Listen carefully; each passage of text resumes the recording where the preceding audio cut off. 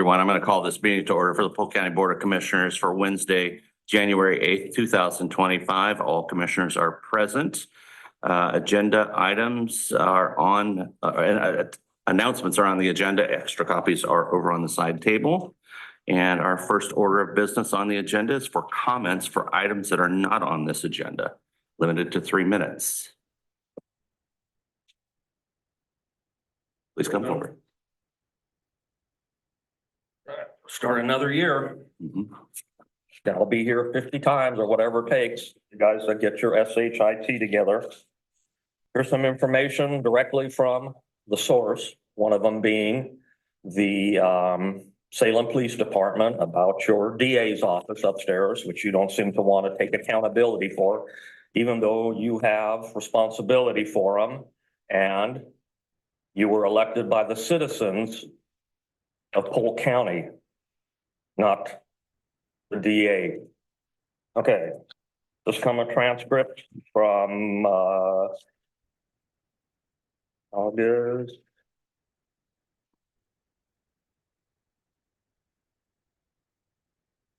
August 29.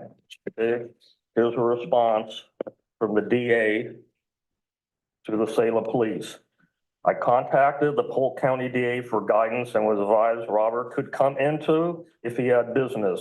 But once the business was conducted or came to a point where the police could no longer help him, no further than he had to leave. If they told him to leave, the DA said Robert could always return with new business provided that the new business conducted that was not related to the old business.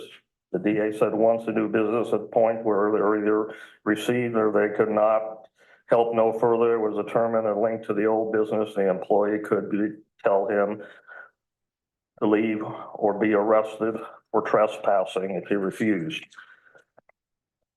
Still in right now, the thing I did with the community board with the Salem Police right now has been concluded. It's in the hands of the Salem city manager and the police chief to make comments before it's adjudicated on the 14th. Here's one question that was put to the police department about the interaction with your DA, and I mean your DA people. Without, this is a question to him, without a record of the conversation with police and district attorney's office, how do we know what happened and that it was accurately interpreted? Here's a short answer from the police. You are correct. We do not have a record to go back on and review it. Now, what kind of bullshit is that? So basically, they're telling me I can't or cannot do something, but there's no record of it. So we have no way in hell knowing that he even talked to the people upstairs. They can't give their own police, who they're supposed to be able to talk to, information about what the hell is going on with them. That they just willy-nilly put this shit out there and no proof. That would just be like me saying that you're gay with no proof. Right? So guys, throw a pair of balls, okay? And at least go up there and get the information for your own facts, because you pay their salaries. We, the citizens of Polk County, pay their salaries. Okay, your time is up. Thank you. Any other comments? All right, hearing none, I'm going to move to the approval of the agenda. Also move. Second. Okay, it's been moved and seconded. All those in favor signify by saying aye. Aye. Aye, passed unanimously. Approval of minutes from December 18th. I move approval. Second that. It's been moved and seconded. All those in favor signify by saying aye. Aye. Aye, passes unanimously. And approval of the consent calendar. Also move. Second. It's been moved and seconded. All those in favor signify by saying aye. Aye. Aye, passed unanimously. Now we are going to move into a solid waste transfer facility franchise discussion. This is here today for a public meeting. And I'm going to turn this over to Mr. Hanson because he has a memo to the board that he's going to work from and help us outline the recommendations as we move forward. Mr. Hanson. Mr. Chair, member of the board, before you is a staff report developed by Austin McGuigan, our Community Development Director, and myself. I'm here to recommend that the county and the board move this franchise agreement process onto a hearings officer for them to hold a public hearing, gather information, and then eventually make a decision on whether to grant the franchise agreement or not. Staff has done a lot of work involving the franchise agreement and looking at whether it qualifies. We received a application for a franchise agreement. That triggered a process through our code to do research, look at evidence to see if it qualified.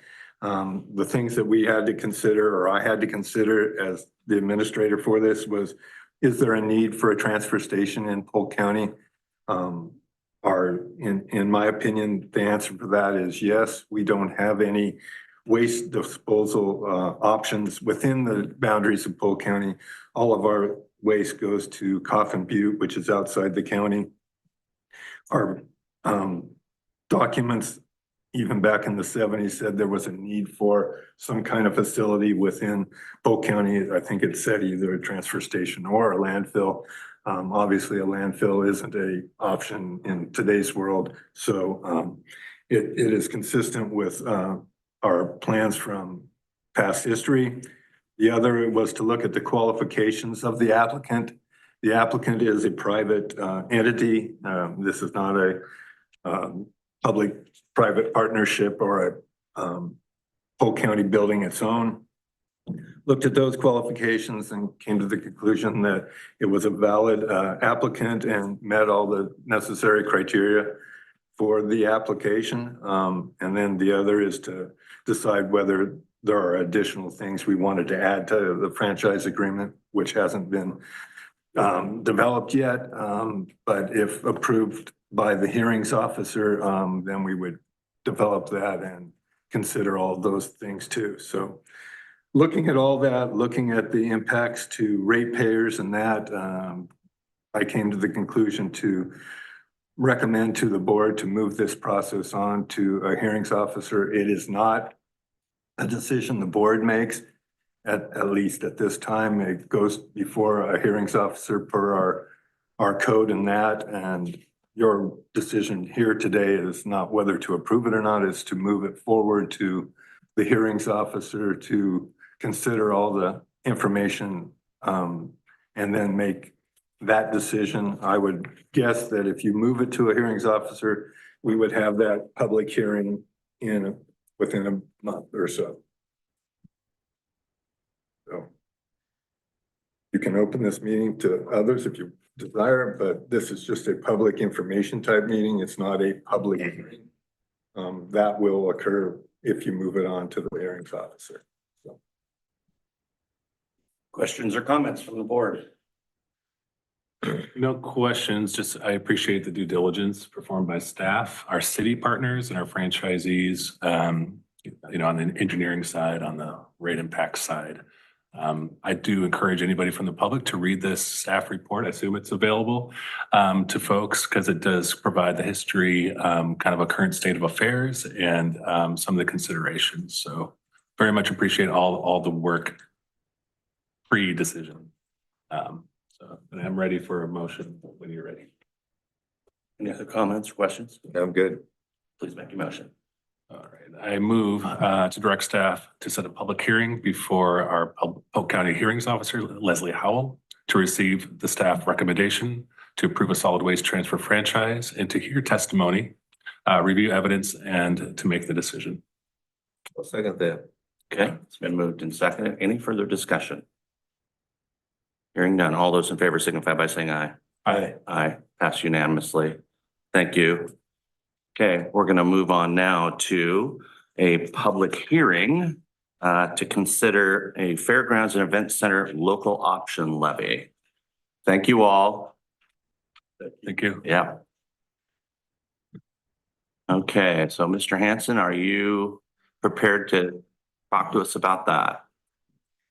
Yes, Mr. Chair, members of the board, we've had this discussion.